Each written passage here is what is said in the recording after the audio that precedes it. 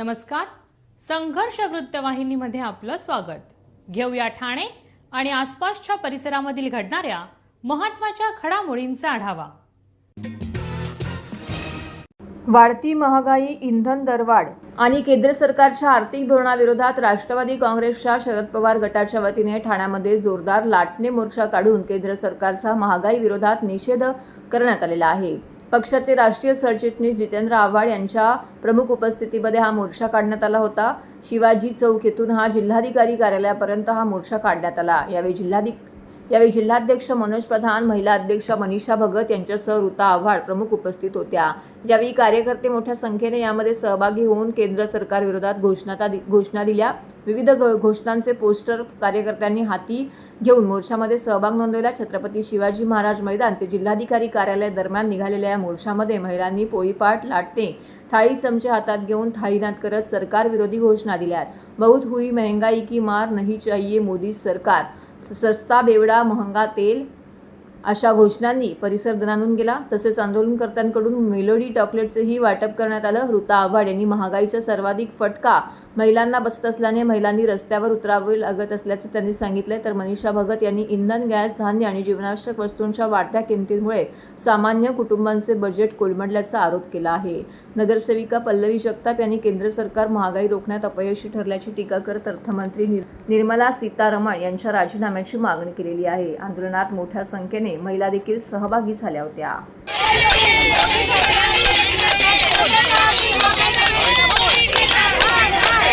आता तुम्हाला आठवते 2-3 वर्षांपूर्वी असा थाळीनाद केला होता देशवासियांनी.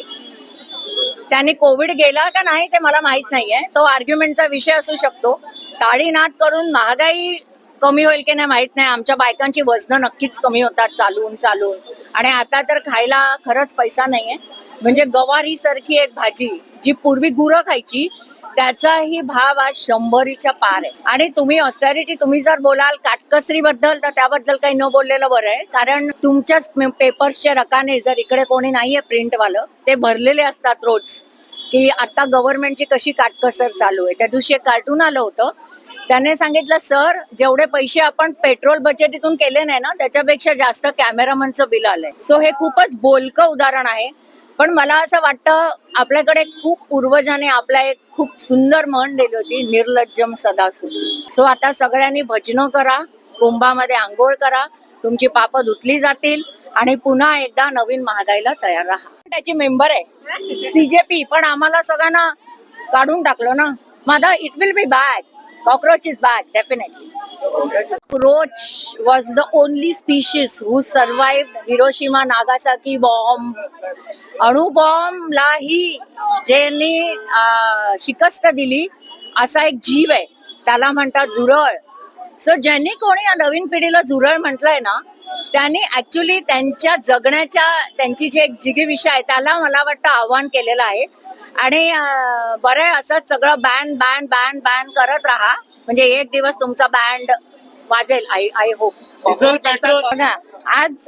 आज आम्ही इथे सर्व महिला एकत्र येऊन आज आम्ही आंदोलन केलं. कशासाठी केलेलं आहे? महागाई वाढली. कारण घरामध्ये फक्त एका महिलेला समजतो की प्रत्येक गोष्टीचा भाव काय असतं ताल. पण मोदीजींनी जे आमचे इतके आज बोलले जातं भारत देशाचे राजा आहे. राजा कसा पाहिजे?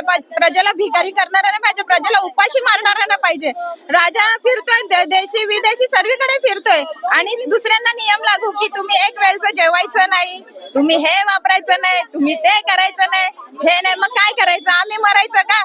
घरात आम्ही काय करायचं सगळ्या गोष्टींना. आणि आज आम्ही लाटणं घेऊन जसं आम्ही आज दाखवतोय, पण एक महिला नाही, आज इथे हजारो महिला आहेत.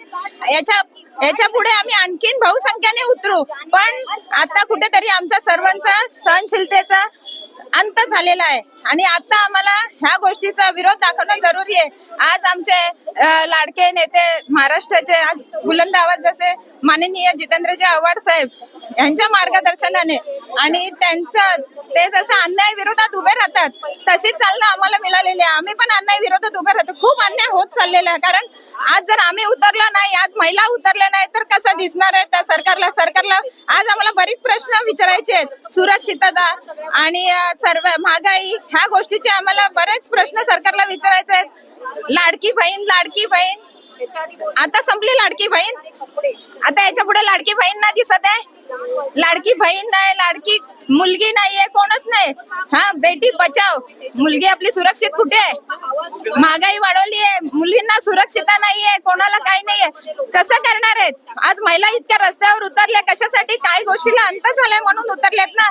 मला तर असं वाटतं, आता पहिला तर मला खूप घाबरल्यासारखं वाटतं की जेव्हा जेव्हा मोदीजी म्हणतात ना I am going to address the nation, तेव्हा मला असं वाटतं की अभी धगधग हो रहा है. माहित नाही काय येऊन बोलणार आहे आणि देशाला पूर्ण ट्रॉमाटाईज करणार आहे. परत त्यांनी येऊन नेशनला ॲड्रेस केलं आणि पूर्ण नेशनला ट्रॉमाटाईज केलं.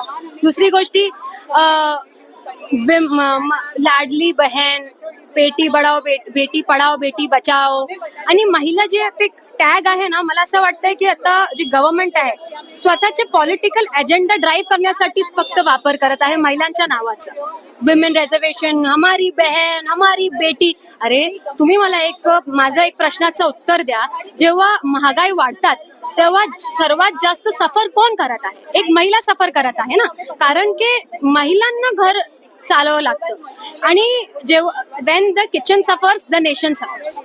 ओके, आज दुधाचा प्राइस कसा वाढलाय? पहिला 30 रुपयाचा होता, 31 झाला, मग आता 35 रुपयाचा दूध झालाय. च्या अगोदर तेलचा भाव असा होता 140 होता, 160 झाला, मग now it is 185. What is happening? End ये आपके अच्छे दिन है. अगर ये आपके अच्छे दिन है तो हमको हमारे वो पुराने बुरे दिन लौटा दो जब 70 रुपए का तेल मिलता था. कांग्रेस गवर्नमेंट में 70 रुपए का तेल मिलता था, वो दिन हमको चल जाएंगे. ये दिन तो क्योंकि किसी को नहीं चल रहे. एका बाजूला आपल्या देशाची परिस्थिती अशी आहे की आर्थिकदृष्ट्या पूर्णतः आपण दुर्बल झालोय. रुपयाने इतका निच्चांक गाठला की ऐतिहासिक निच्चांक आहे, ज्याबद्दल आंतरराष्ट्रीय पातळीवरती चर्चा होते, डिबेट्स होत आहेत. पण दुसरीकडे पाहिलं तर आपल्या देशाचे पंतप्रधान सन्माननीय नरेंद्रजी मोदी साहेब रशियाला जातात आणि तिथले अध्यक्ष मेलोनी यांना मेलोडी भेट करतात आणि त्याच्या मीम्स बनवण्यात ते मशगूल आहेत. मग इकडचा जेव्हा सर्वसामान्य माणूस हा विचार करतो की मी माझा महिना कसा घालवणार आहे, कारण की पंतप्रधानांनी सांगितलंय ना की तुला कमी प्रमाणात तेल वापरायचं आहे, खाद्यतेल कमी वापरा, पेट्रोल डिझेलचा वापर करू नका, वर्क फ्रॉम होम करा, शाळा सुद्धा तुम्ही, शिक्षण सुद्धा तुम्ही ऑनलाईन करा. अशी परिस्थिती जेव्हा देशावर येते तेव्हा पंतप्रधानांकडनं अपेक्षित असतं, कारण की पूर्वी इंदिरा गांधींचा काळ होता की जेव्हा युद्धाची परिस्थिती आपल्या देशावर आली होती तेव्हा इंदिरा गांधींनी स्वतःचं सोनं आधी विकलं आणि त्यानंतर जनतेला आवाहन केलं. शास्त्रीजींनी जेव्हा महामारी आली होती खाद्याची, त्यावेळेला स्वतः उपाशी राहिले, आपल्या घरातल्या खाद्य त्यांनी कमी केलं, स्वतःचा गॅस बंद केला, चूल भिजवली आणि मग जनतेला आवाहन केलं. पण आताचे जे पंतप्रधान आपल्याला लाभले, सन्माननीय आदरणीय विश्वगुरु नरेंद्रजी मोदी साहेब, हे 4000 किलोचे स्वतः मशरूम्स खातात, बिनधास्त परदेशी वाऱ्या करतात, होम टूरच्या नावाने तिकडे जाऊन ते मेलोडीला प्रमोट करतात. म्हणजे तुम्ही खरं सर्वसामान्य माणसांचं हसू करताय का? ठाणे महानगरपालिकेचे मालमत्ता कर म्हणजेच प्रॉपर्टी टॅक्स भरण्याचे आवाहन. सन 2022-23 या आर्थिक वर्षाचे मालमत्ता कराचे म्हणजेच प्रॉपर्टी टॅक्सचे बिल ठाणेकर करदात्यांना महापालिकेमार्फत आर्थिक वर्षाच्या सुरुवातीस म्हणजेच माहे एप्रिल 2022 मध्ये देण्यात आलेले आहे. तथापि अद्यापही काही करदात्यांनी मालमत्ता कर महापालिकेकडे जमा केलेला नाही. सध्या आर्थिक वर्षाचा अंतिम टप्पा सुरू झाला आहे. मालमत्ता कर वसुलीसाठी महापालिकेतर्फे कडक कारवाई हाती घेण्यात आली आहे. या अंतर्गत जंगम मालमत्ता, टीव्ही, फ्रीज, वाहन व इतर जप्त करणे तसेच स्थावर मालमत्ता वॉरंट बजावून जप्त करण्यात येत असून मालमत्तेचा जाहीर विक्रीद्वारे लिलाव करून कराची रक्कम वसूल करण्यात येत आहे. मालमत्तेस पाणी पुरवठा करण्यात येणारे नळ संयोजन खंडित करण्यात येत आहेत. त्याचप्रमाणे थकीत मालमत्ता करावर 2% व्याज आकारले जात असल्याने भरावयाची रक्कम वाढत आहे. आपला मालमत्ता कर propertytax.thanecity.gov.in या लिंकद्वारे तसंच गुगल पे, फोन पे, पेटीएम याद्वारे ऑनलाईन पद्धतीने करण्याची सुविधा उपलब्ध करून दिली आहे. शनिवार, रविवार व सार्वजनिक सुट्टीच्या दिवशी नागरिकांना मालमत्ता कर भरणे सोयीचे व्हावे याकरता महापालिकेचे मालमत्ता कर संलग्न कार्यालय या दिवशी कार्यान्वित ठेवण्यात आलेले आहे. तरी मालमत्ता कर वसुलीची अप्रिय कारवाई टाळण्याच्या दृष्टिकोनातून मालमत्ता कर भरून महापालिकेस सहकार्य करावे. धन्यवाद.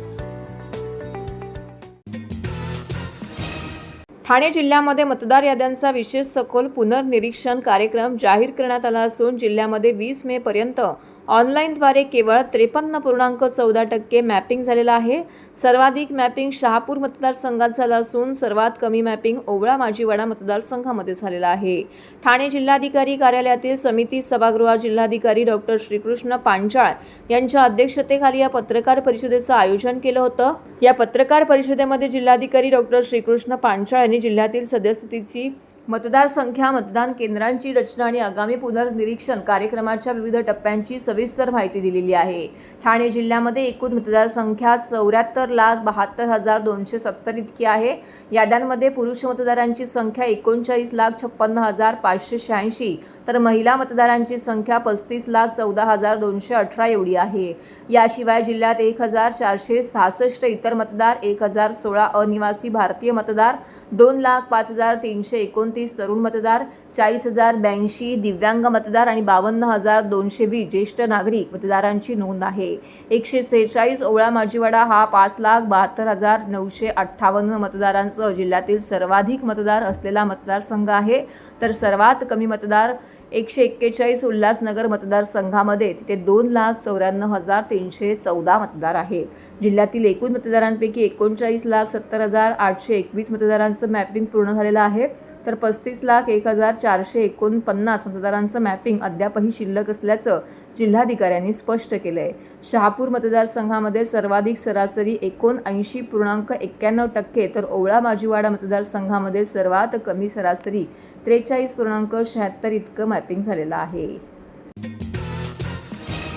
कोपरी येथील जुन्या इमारतीच्या पुनर्विकासात काही गुंडांकडून अडथळा येत असल्याने रहिवाशांनी आमदार संजय केळकर यांच्याकडे धाव घेतलेली आहे.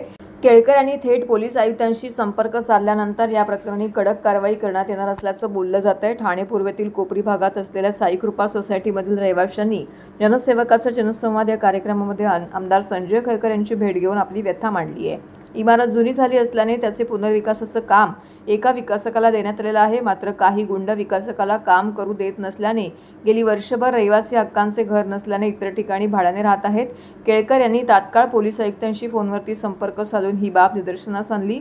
यावर आयुक्तांनी या प्रकरणी स्थानिक पोलिसांना तात्काळ कारवाई करण्याचे आदेश दिल्याची माहिती केळकर यांनी दिलेली आहे. या कार्यक्रमात वर्तकनगर म्हाडा वसतीतील इमारत क्रमांक 6चे रहिवासी देखील उपस्थित होते. गेली 10 वर्ष या इमारतीचा विकास रखडला असून रहिवासी हवालदिल झालेले आहेत.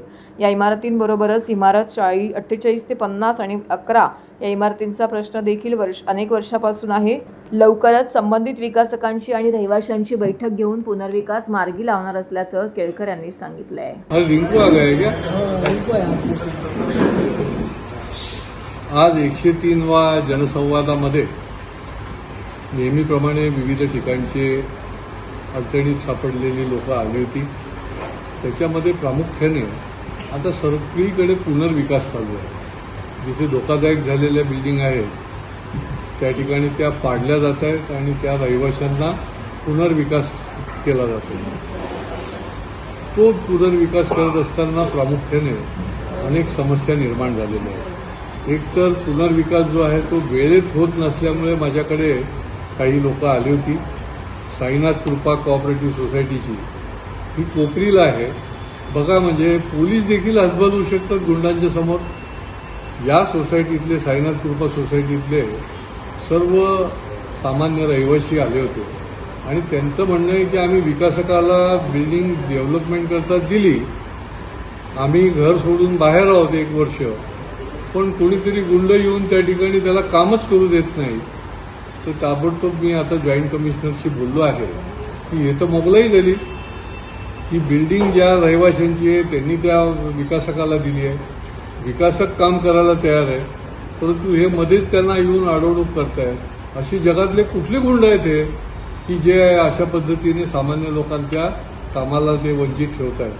आणि त्याच्यामुळे अशा पद्धतीने कडक कारवाई केली गेली पाहिजे. अशी जर कोणी अडवणूक करत असेल तर कायद्याचं राज्य राहणार नाही. आणि त्याच्यामुळे आता कमिशनरनी सांगितलंय की तातडीने आम्ही उपाययोजना करतो. याच्यामध्ये दुसरा पुनर्विकासामध्ये देखील रखडलेली जी काही इमारत असतात, आता बघा वर्तकनगरला सगळ्या म्हाडाच्या इमारती, बिल्डिंग नंबर 48, 49, 50, 11 हे सगळे त्रस्त आणि ज्याला म्हणता येईल की अतिशय प्रकल्पग्रस्त रहिवासी यांचं तर चालूच आहे EOW मध्ये. परंतु या इमारत क्रमांक 6चे लोक देखील आले होते आणि त्यांचा देखील पुनर्विकास जो आहे तो रखडलेला आहे. आता तो पुढच्या काळामध्ये आम्ही त्या ठिकाणी त्या वेळेला जे बिल्डर त्या ठिकाणी पुनर्विकास करणार होते त्यांची एक बैठक बोलवून तातडीने त्याच्यावर उपाययोजना करायला लागेल.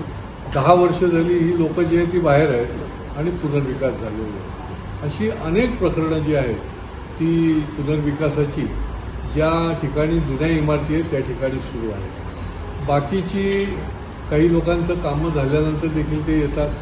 आता मी मागच्या वेळेला पण सांगितलं होतं की धाराशिव जिल्ह्यातला एक शेतकरी होता, तो इकडे आला होता 2 आठवड्यापूर्वी आणि त्याच्या जमिनीविषयीचं काम होतं, परंतु ते काही काम पुढे जातच नव्हतं. प्रांत आणि तहसीलदार प्रांत, तर मी तहसीलदारांशी आणि दोघांशी चर्चा केली आणि आज तो पेढे घेऊन आला की त्याचं काम जे आहे ते मार्गी लागलं. अन्यथा या सामान्य शेतकऱ्याला किती वर्षे हेलपाटे मारायला लावले असते या सगळ्या मंडळींनी याची आपल्याला आपण अंदाज करू शकतो. आणि महापालिकेच्या संबंधामध्ये देखील STPचे कामगार या ठिकाणी आले होते, त्यांना पत्र दिली गेली पाहिजेत, तर ती देखील पत्र दिली गेलेली नव्हती. तर त्यासंबंधी देखील विषय जो आहे त्यांचा तो आपण पुढच्या काळामध्ये मार्गी लागणार आहोत.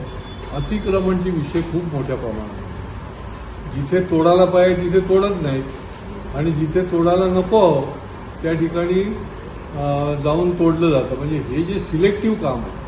आता बघा गावदेवीला आग लागली, हे जर वेळीच जर जागे राहिले असते तर गावदेवी मार्केटला आग लागण्याच्या आधी ही सगळ्या व्यवस्था जर आपण करू शकलो असतो तर एवढी मोठी हे 2 बळी गेले नसते. अशीच परिस्थिती या पुढच्या काळामध्ये अनेक ठिकाणी होते आणि त्याच्यामुळे महापालिकेच्या त्या ठिकाणच्या अधिकाऱ्यांनी दक्ष राहायला पाहिजे. मी आयुक्तांना देखील सांगितलं आहे की तुम्ही कशाकरता हात हलका ठेवताय, कारवाई करा, जबाबदारी निश्चित करा, नाही तर अशा आगी लागतील. अशा पद्धतीने मोठ्या प्रमाणामध्ये आपलेच बळी गेले ना. गावदेवीच्या मार्केटमध्ये शेवटी बळी कोण गेलं तर महापालिकेचे कर्मचारी अधिकारी, त्या ठिकाणी सिक्युरिटी गार्ड आणि अग्निशमन दलाचे त्या ठिकाणी बळी गेले. आणि त्यामुळे अतिक्रमण या विषयामध्ये खूप तातडीने एक वेगळ्या पद्धतीने विचार करण्याची गरज आहे. बालकांचा मोफत व सक्तीचा शिक्षणाचा हक्क अधिनियम 2009 अंतर्गत राबवण्यात येणाऱ्या RTE 25% प्रवेश प्रक्रिया सन 2026-27 अंतर्गत प्रतीक्षा यादी टप्पा क्रमांक 1 मधील पात्र विद्यार्थ्यांच्या प्रवेश प्रक्रियेस आता मुदतवाढ देण्यात आली असून 24 ते 29 मे या कालावधीत प्रवेश प्रक्रिया पूर्ण करता येणार आहे. RTE प्रवेश प्रक्रियेअंतर्गत निवड यादीतील विद्यार्थ्यांच्या प्रवेशानंतर प्रतीक्षा यादी टप्पा क्रमांक 1 मधील विद्यार्थ्यांना प्रवेशासाठी संधी उपलब्ध करून देण्यात आली आहे. ठाणे जिल्ह्यातील एकूण 1956 बालकांची व या टप्प्यामध्ये निवड करण्यात आली असून संबंधित पालकांना SMS द्वारे माहिती पाठवण्यात येत आहे. शाळांमध्ये उपलब्ध रिक्त जागांनुसारच प्रतीक्षा यादीतील विद्यार्थ्यांना प्रवेशासाठी संदेश पाठवण्यात येत असल्याने पालकांनी केवळ SMS वर अवलंबून न राहता RTE पोर्टलवरील ॲप्लिकेशन स्टेटस या टॅबमध्ये अर्ज क्रमांक टाकून अर्जाची सद्यस्थिती नियमितपणे तपासावी असं आवाहन शिक्षण विभागामार्फत करण्यात आलेलं आहे. प्रतीक्षा यादीतील पात्र बालकांच्या पालकांनी RTE पोर्टलवरून अलॉटमेंट लेटर डाउनलोड करून त्यांची प्रिंट घ्यावी. सदर अलॉटमेंट लेटर तसेच आवश्यक कागदपत्रांसह विहित मुदतीत जवळच्या पडताळणी केंद्रावरती उपस्थित राहून पडताळणी समितीकडून कागदपत्रांची तपासणी करून घ्यावी. 24 मे ते 29 मे या कालावधीत कागदपत्रांची पडताळणी करून ऑनलाईन प्रवेश निश्चित करणं आवश्यक राहणार आहे. प्रवेश निश्चित झाल्यानंतर पालकांनी प्रवेशाची पावती घेऊन संबंधित शाळेमध्ये जाऊन अंतिम प्रवेश प्रक्रिया पूर्ण करावी असं यावेळी सांगण्यात आलेलं आहे. तर हे होतं संघर्ष वृत्तवाहिनीचं आजचं बातमीपत्र. उद्या पुन्हा भेटू याच वेळी याच ठिकाणी ताज्या घडामोडींसह. तोपर्यंत नमस्कार.